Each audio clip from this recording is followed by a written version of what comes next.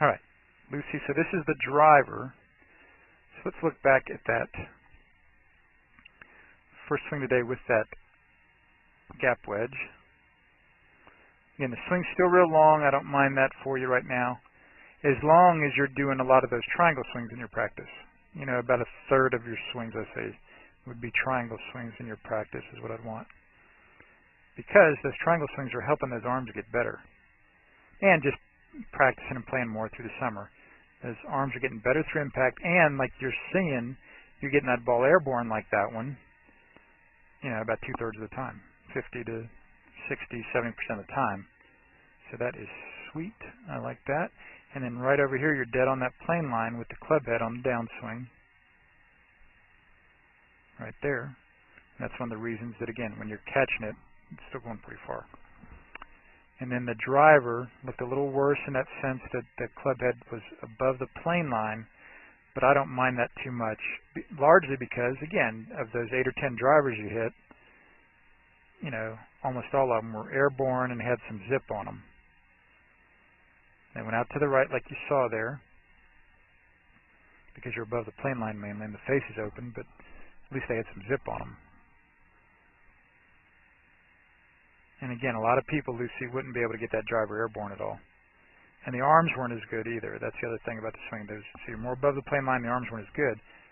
So I wouldn't want you in a million drivers because you were going to tend to ingrain some of those bad aspects of your swing. So I do want you to get familiar with it, though. So 6, 8, 10, 12 balls, batches of drivers, but also a lot of batches of your other clubs. And two, since they're new clubs, I wanted to see if she could handle them. And she can, very nicely.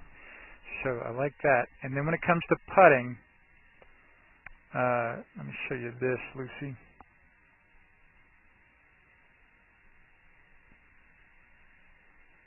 It's kind of fun. I kind of want the ball to roll. But this is the main one right here.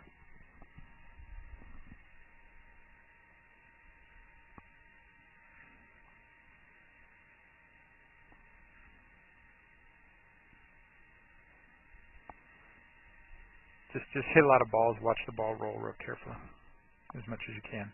You know, like 8 or 10 balls, something like that, hitting them at the hole. That'll be good for you for now. And and then the other thing I want, and you're still having a pretty good feel for the sweet spot, it seems to me. And then just spend a lot of time watching the ball roll in your practice, putting, and enjoy that ball going in the hole. Making a lot of short putts helps you hear that a lot. And it helps you see how the ball curved into the hole from various points on the green. So a lot of short putts are good, as well as a lot of long putts. Be smart. And then have fun guessing, like we did out there, you know, which way is it going to curve, and see if you're correct or not. All right, so let's stop there. This is Joel Suggs. I sure enjoyed meeting you down at the Cincinnati Golf Show this weekend and showing you your swing on the 2D equipment that I have.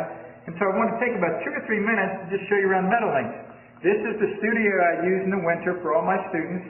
You see there's the down-the-line camera angle for our 2D equipment. And then we have the face-on camera angle also. And then what we also have here is 3D equipment to where I can show you your swing from 6 different camera angles with this 3D equipment. And we can get your swing from down to the 1/120th of a second in terms of exactly what your hips, shoulders, and hands are doing in the swing. And then also, I have the most realistic hitting curve I've ever seen from puttersedge.com. So when you hit your full shots, it feels as realistic as possible. And then I have 3 different green speeds for you to practice your putting. 9.5 on the step meter, 10.5 on the step meter, and 12.5 on the step meter. That's benefited my students tremendously. And then also I have a lot of learning aids like this Smart Stick. You can see the rest of those learning aids over here in my bag that we can work on to help you learn the certain fields in your golf swing that you and I both want. And then also I help my students a lot with their equipment through the winter. This is a frequency analyzer where we twang your club and it gives us a reading here. And then also we plot your whole set, each club on these lines to see if the set is really matched or not. Quite often they aren't, and it helps my students tremendously when they find out what clubs are the offending clubs. Then if we get tired of being indoors and want to go outdoors and hit some, we can do that. It's my daughter. Ellie, good to see you. I haven't seen her in weeks. No wonder you've been gone, Ellie. You've been out here playing in the snow all this time. But this is our natural turf area. This is closed until April, as you can see. But it's a fantastic area where we can step outside and hit some balls and get some real ball flight.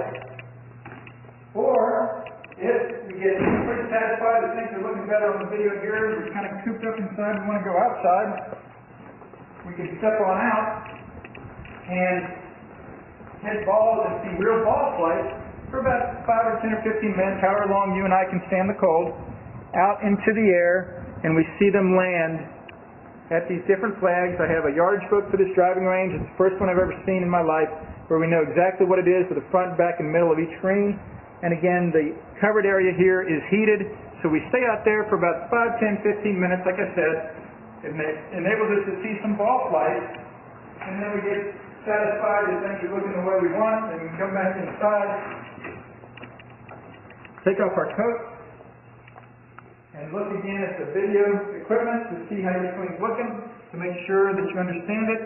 And then notice too, my exercise ball up top here, and then also, so I help my students a lot with their fitness through the winter, and then I will help you also with your sports psychology, with your golf psychology from the golfpsych.com people down in Texas. That's helped my students tremendously a lot over the years too. So again, I sure enjoyed meeting you down at the Cincinnati Golf Show this weekend. I look forward to seeing you again out here this summer at Meadowlinks, or even right now in the winter. I have a lot of people that work on their games with me right through the winter. Check out more information about the things I do to help you at joelsuggs.com. Take care.